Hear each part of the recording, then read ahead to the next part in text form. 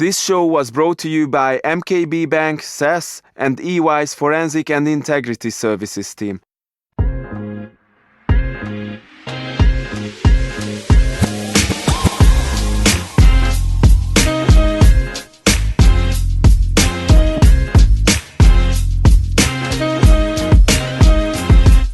Hello everyone, welcome to the Defense Line's Hungary's first podcast on the control functions in banking, insurance and corporate sectors. My name is András Bácsfalvi and I'm your host for the show that brings you real value and hands-on takeaways from the field of compliance, anti-money laundering, IT security, fraud prevention, risk management and internal audit. In order to achieve these ambitious goals, I'm gonna be joined by my colleagues who are not just the best in what they do, but they also have inspiring personalities that helps them through their journey of their professional lives. My today's guest is Jeffrey Robinson. Jeffrey is the best-selling author of more than 30 books and perhaps best known for writing about money laundering, fraud and other financial crimes. Born in New York, it was 1992 when he wrote The Laundrymen, his money laundering tour de force. A headline maker in 14 countries, it established him as a recognized expert on organized crime, fraud and money laundering. He followed that with The Merger, documenting the conglomeration of transnational organized criminal groups. More recently, he published The Takedown, the amazing true story of a suburban mom and a coal miner's son, over the course of 15 years, destroyed Colombia's brutal Norte del Valle cocaine cartel. Actively maintaining that reputation through books, television programs and speaking engagements, the British Bankers Association has labelled him the world's most important financial crime author. You can connect with him on LinkedIn by searching for Jeffrey Robinson Laundrymen. Hello Jeffrey, welcome to the Defense Lines. Thank you for accepting my invitation. It's my pleasure, absolutely. In 1995, you wrote the widely known book The Laundrymen, in which the true extent of global money laundering was uncovered. The book reveals how hundreds of billions of dirty dollars are derived mainly from the drug trade, then reinvested throughout the world by otherwise legitimate businessmen, lawyers, accountants, and bankers. What was your reason for taking a deep dive into this topic? Well, money laundering was kind of a new thing in 1995. The Money Laundering Control Act only happened in 1986, and most people had never heard of it. And by the time I heard of it, it was 1992, 93, and somebody told me a story about Pablo Escobar having so much money in the United States, drug money, that he couldn't get it all into his laundering cycle, into his laundering machine. He couldn't get it, move it from where, in this case, where he was storing it in a basement in California, back to Medellin, Colombia. And because there was so much sitting in this basement and he couldn't get it out of there fast enough, it got damp and it rotted. And he lost, $50 or $60 million in pieces of paper that just rotted, turned into nothing. And I thought to myself, that's a great story. Oh, I like this. And I'm a professional storyteller. So I started looking into other stories. And there were just so many great money laundering stories. I figured this has to be a book. And that was the birth of The Laundrymen. Now, I have to say that in 1994, 95, when I was first writing about this stuff, it was all drug money. Today, it's not. The thing has shifted to the point where the overwhelming majority of dirty money circling the globe looking to get clean comes from political and corporate corruption. Drug money is number two. But corruption has just gone geometric around the world. And because there are ways of laundering that money, it has fed into this machine of political and corporate corruption. It's a horrible situation because this dirty money gets reinvested in crime. And that's the simple end of it. If you stop it, you reduce crime. If you don't stop it, crime increases. 3 years later, in 1998, you published the sequel to The Laundrymen titled The Merger, How Organized Crime is Taking Over the World. In this book, you describe the disturbing lengths that transnational organized criminals go in order to build multinational corporations. You explained why organized crime is the major beneficiary of globalization, and you claimed that transnational organized criminals have become the most powerful special interest group on the planet. At that time, the significance of anti-money laundering was nothing compared to the present-day situation. I always say that fortune telling is one of the many skills a good AML officer should have. How come you foresaw the future? Did you feel that the fight against financial crime would become one of the hottest topics in the 21st century? No, I didn't know how hot a topic it would be. What I did know was that from 86 and the Money Laundering Control Act, and then the various derivatives of it around the world, that the gangs were starting to understand, the Medellin cartel, the Cali cartel, the Mexican groups, they were starting to understand that they needed to get clever when it came to money laundering because the good guys were now looking at it. So they devised new ways. And it dawned on me that in devising these new ways, in staying one step ahead of the good guys, the bad guys were accumulating this enormous wealth. And what happened around the same time was the Harvard School of Business, looking at globalization, said that the way a business has to survive in this globalized world of ours is to do joint ventures and cooperate with other businesses and internationalize. And that's what the gangs did. They had all this money.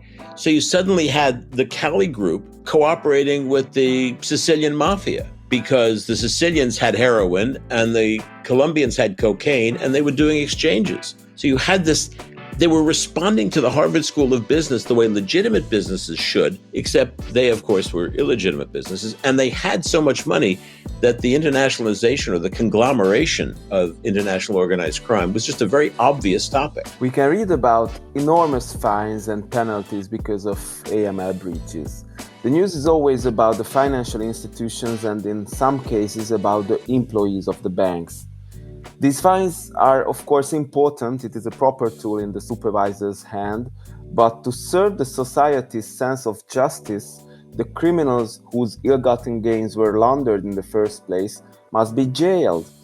When will we get more information about those people? Or are they too big to fail? No, what's happened is the good guys have gotten lazy.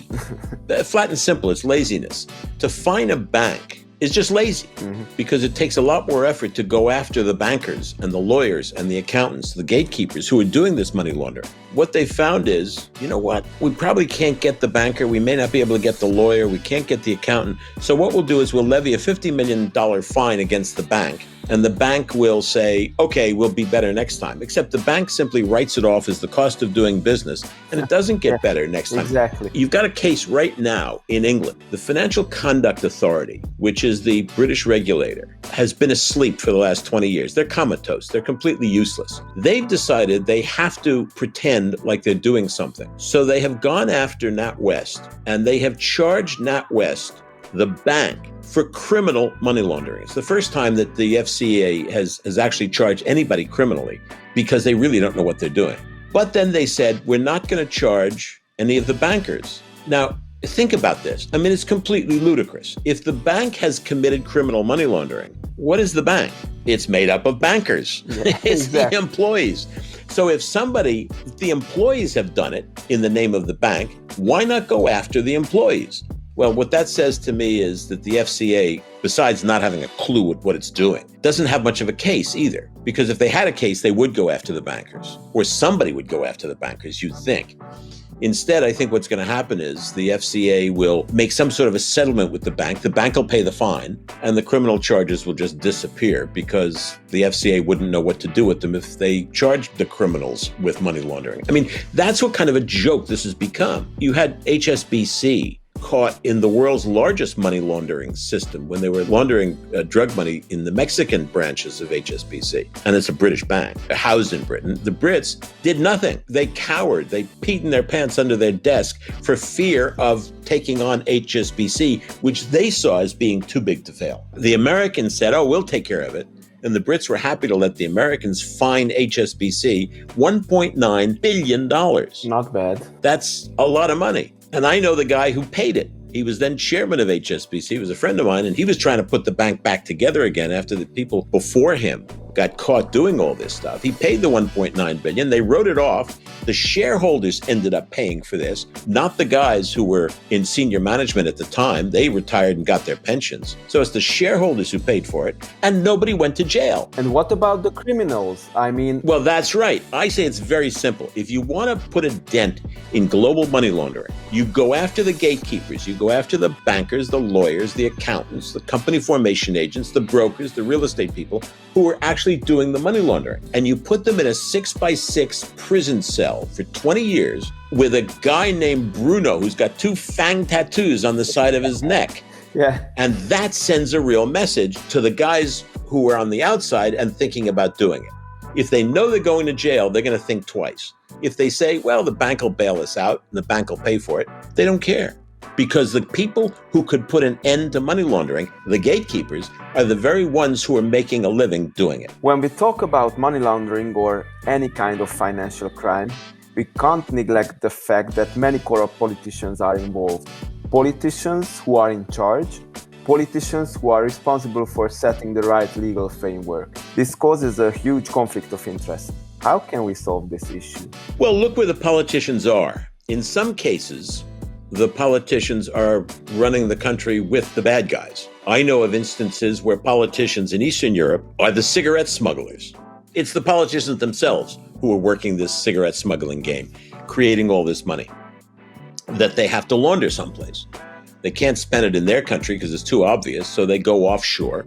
And then you look at the politicians in the offshore world. A lot of the jurisdictions try very hard to run a financial center legitimately. But on the fringes of that are politicians who are saying, you know what? We can make some money at this. You look at the Cayman Islands, for example, and I've been down there several times and I've spoken to people, and the bulk of the politicians in the Cayman Islands say that we earn a living as a legitimate financial center. But when America or Britain or France or anybody says you have to clean up, they say, hey, that's not your problem, it's our problem, and we'll take care of it. Well, you know the story about the goose who lays the golden egg. Yeah. Nobody's going to kill that goose because this is how they earn a living. And they really do not want America, for example, to start nosing around. About, 20 or 30 years ago, the Irish discovered that their former Prime Minister, Charles Haughey, had salted away millions and millions and millions of dollars, or pounds, Irish punds, in the Cayman Islands. He was corrupt, and this is where he sent his money. So the Irish decided, we're going to believe the Caymans when they say they're trying to be legitimate, and we're going to try and reclaim this money. So they legally petitioned in court for the Caymans to release all the information on Charles Haughey's illegal stash, the corruption money. And the Caymans, faced with a public relations problem, said, absolutely, we are going to give up all these accounts. You want the information, we will send it to you. And they did. But before they did, they took a black magic marker and completely erased or overwrote with the magic marker, blacked out all of the names of the people involved, all of the account numbers of the people involved, all of the sums and all of the dates. So they essentially provided pieces of paper with nothing but blacked out magic marker notes. You want to put an end to it. You could close up. In Britain, the Commonwealth is where you find so many of these financial centers. If the Queen actually wanted to do something, or Parliament wanted to do something, they could close up all these centers. And on certain occasions, they have. There was one of the islands that had hundreds and hundreds and hundreds of banks. And the Brits said, this is all nonsense. And the British shut down all these, what's called Class B banks, because they weren't actually 4 walls and a roof. They were some guy sitting in a cafe. And he was the bank. And he had a piece of paper that said he was a bank. They closed up that stuff. But you know what? It moved someplace else. In other words, until you start locking people up, nothing's going to happen. And you start locking up the politicians, then you'll suddenly find that things will move in the right direction. But not until then. Simply finding people and yelling about it and pointing fingers accomplishes nothing. There's simply too much money to be made by doing the illegal thing. When it comes to money laundering, we can't avoid talking about cryptocurrencies. What is your approach to this new money-like tool?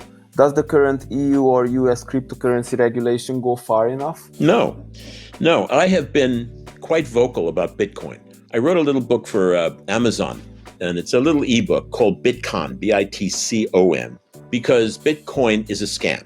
It's nothing but a scam. It's an asset, supposedly an asset, that doesn't produce anything. It just sits there, and as speculation grows, the price grows. And it is controlled by a very small amount of people who have large stakes in it, and they pump and dump it. You had Elon Musk about a month ago saying Tesla is going to accept Bitcoin. Now, Tesla did not accept Bitcoin. What Tesla did was they said, if you want to buy a car, you can pay in Bitcoin, but we don't take the Bitcoins. We're not putting the Bitcoins on our books because we're not going to gamble and take the risk on the currency movement. As you know, it moves quite a bit.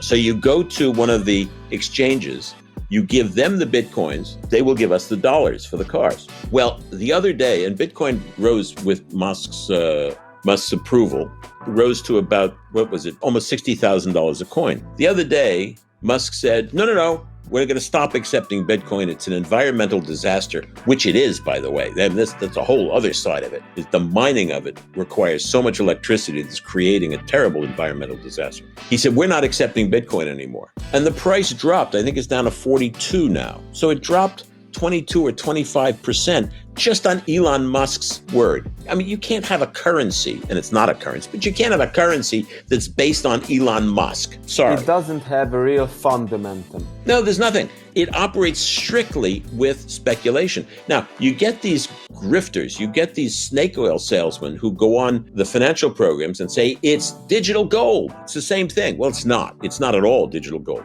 Gold is a commodity. And commodities have floors and ceilings, which means that when the price of gold gets too high, mines open up, create more supply, and bring down the price. When the price gets too low, the jewelers buy it up, which creates more supply, more demand, and the price goes up. So there is a regulatory aspect of a floor and a ceiling. There is no such thing with Bitcoin. It's whatever the speculators think it is. And when the people like Musk open their mouth and it drops 22%, you can have no faith whatsoever. It's not an investment. It's a loaded roulette wheel. So I'm very down on Bitcoin.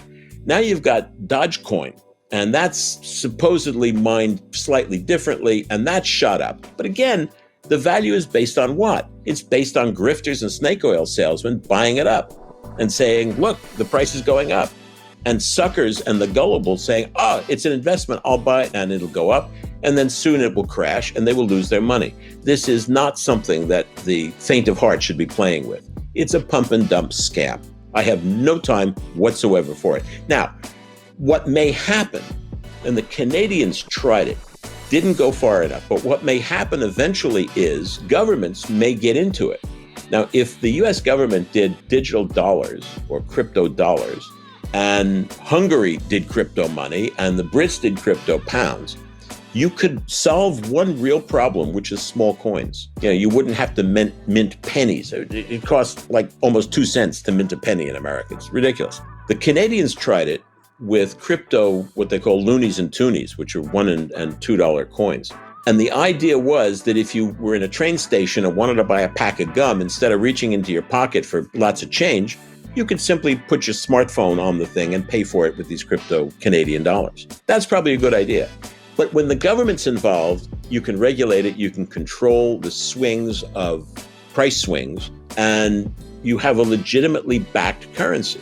Otherwise, this is not currency. Cryptocurrency is not a currency. It's a joke and it's a scam. And I really don't like the whole idea of a few people being able to control it and basically pump and dump it to steal money from the gullible. I've read somewhere that 270 addresses are responsible for 55% of all cryptocurrency money laundering. Yeah, there you go. If we know it that well, how come the authorities don't take the necessary steps to fight against the inglorious 270? Well, yeah, because a lot of them are serious investors with good lawyers. The real problem is probably education, telling people, look, it's a pump and dump scam, licensing of the exchanges, taxing it, which should be done. And I just did my U.S. taxes. They were due yesterday. I did my U.S. taxes. And there is a question. Have you traded in cryptocurrencies on the tax form? Because the Internal Revenue Service wants to know. But the real problem is down on the dark web, where cryptocurrencies are being used specifically for trade-based money laundering. Now, you cannot use a cryptocurrency for ordinary vanilla flavored money laundering. If you have $1 million on the streets of Budapest in drug money, and you say, well, I'm a Colombian, so what I'm going to do is I'm going to take that $1 million, I'm going to buy crypto with it, and then just move the crypto to Colombia, and then I'll buy pesos with the crypto. All you're doing is taking the $1 million, turning to some guy with crypto in Hungary, and creating the same problem for him that you just got out of, which is, what do you do with all the street cash? So now he's got the problem with street cash. And if you're talking about $1 million worth of drugs money a week in the streets of Budapest, he's going to say, I can't handle that much. This is too much. So he's not going to take your problem. And then you're going to end up in Colombia moving the crypto back into street cash, in this case, Colombian pesos. It doesn't work. It's really bulky and there are too many costs involved. You're worried about the exchange rate. What do you do if you're a trafficker in Colombia and you take $1 million and when you pull it out the other end, you only get 600,000 because it's dropped 40%. Who are you going to kill? Who are you going to get angry at? Well, that's why they don't want to have anything to do with crypto for this kind of vanilla flavored money laundering. On the other hand, if you could leave the money down on the dark web and get down there and say, you know what, I want to buy guns. Yeah, there'll be people who'll sell you guns for crypto. So what has to happen is the good guys have to get down there and close up the dark web. That will put an end to it. But in the meantime, Bitcoin is the coin of the realm for trade-based money laundering on the dark web. And it's very, very difficult to stop. As for the last question, you have written 5 books about financial crimes, but the last one was issued in 2014. When can we read your next book? And as you always foresee the future, it is also very important to us. What will be the topic you will cover? Well, what I'm doing now is I'm going back to the original Laundrymen and I'm updating it, revising it, rewriting it, and creating a new book called The New Laundrymen, which I hope will be maybe next year. Depends on, the coronavirus has gotten in the way of everything, but maybe next year. The idea being what's happened since. And the bad news is that what's happened in the last 30 years since the original book is the bad guys have won. They're winning. The good guys have gotten lazy. They're finding the banks. They're not doing what they should be doing. They're not. One federal agent told me that when he takes a money laundering case to a U.S. attorney to prosecute, more often than not, the U.S. attorney says it's too expensive to prosecute. It takes too many man hours. There are too many moving parts. I don't want it. I'm not interested because we'll put these guys away and 2 more guys will show up tomorrow. So in a lot of cases, governments are just giving up, which is what finding the banks is all about. But I've also looked at it in a broader sense, and I'm starting to script a television series, which will happen, if it happens, will be 2024, 2025, a dramatic television series based on the money laundering stories that I know of, and create a bunch of really good characters and a lot of action and a few pretty women, and try to explain that money laundering, that the drug business is a business. And like any business, like General Motors or Malaf Airways or Ford or Microsoft or Apple or Amazon, like any business, the business needs cash flow and reinvestment. And if you were to do that to any business, even the corner grocery store, if you cut off the cash flow and cut off the reinvestment, the business would go broke. Well, you can do the same to drug trafficking and you can do the same to corruption. You can cut off the cash flow and cut off the reinvestment. And that business, the business of drug trafficking or the business of political corruption or the business of corporate corruption, will stop. And that's what you have to do. You have to follow the money and you have to spend the money to follow the money and put the people who are moving it in prison with that guy named Bruno who's got the fang tattoos on the side of his throat. So dear colleagues, dear fellow compliance officers, reading Jeffrey Robinson's newest book is highly recommended. Let me add one other thing, if I may. Of course. I'm on LinkedIn, and if anybody queries on LinkedIn, Jeffrey Robinson Laundrymen, Laundrymen, Laundrymen, you'll find me on LinkedIn. Send an invitation to connect. I will connect with you immediately. And I write about this stuff often enough on LinkedIn and have some fun with it. And I'm an equal opportunity offender. I insult bankers, lawyers, accountants, governments, money launderers, prosecutors. I go after them all. At least you're neutral. Oh, hardly. Hardly. Jeffrey, thank you very much. My pleasure.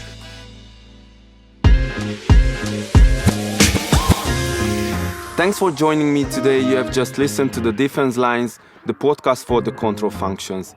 If you found value in this episode, please subscribe so you will never miss a show. András Bácsfavé is signing off, but till our next meeting, do not forget, those who try to convince you that safety can be increased only by jeopardizing your business goals will eventually deprive you of both.